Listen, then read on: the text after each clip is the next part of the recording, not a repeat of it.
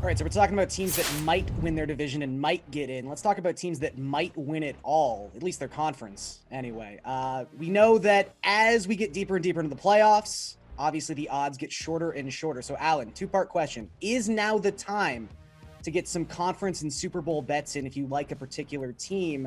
And when we look at the AFC playoff picture specifically, who's your favorite right now?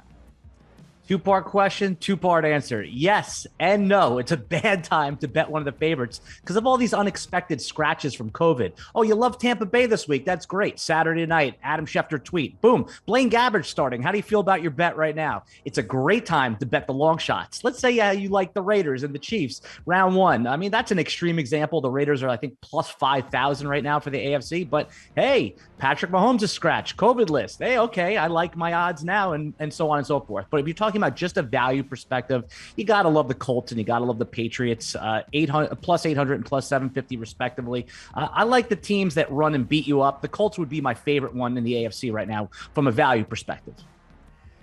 Alan brings up a good point, Geoff. It has been a very uneasy, even queasy year for futures bets. So can you possibly see yourself making a bet that's for actually 6 weeks down the line? And if you did have to, in the AFC specifically, where are you leaning?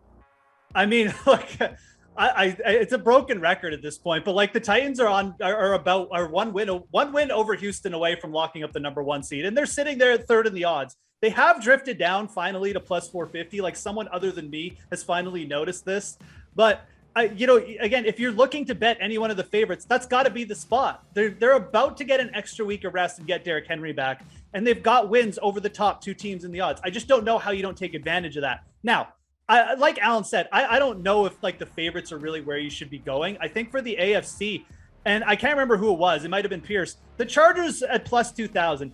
Obviously, they need to win this week, so you're taking a bit of risk, but that's kind of baked in here with those big odds. And this is a team that can certainly, stand toe-to-toe offensively with anyone in the AFC. If they get on the right side of a draw, maybe they do get like a COVID issue with their opponent. They could definitely be a team that makes a run here. So I think that's probably where I would be looking.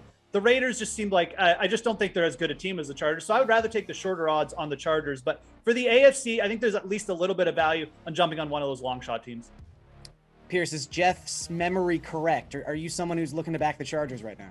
That's correct. Chargers plus 4,000 to win the whole thing. And look to Alan's point, right? We've got COVID issues and that's going to hurt the favorites. Well, the flip side of that is when those favorites get hurt, that means the underdogs benefit tremendously. And so why not take one of these longer shots? And Geoff alluded to this, that the Chargers offense has the skill players. They have an underrated offensive line.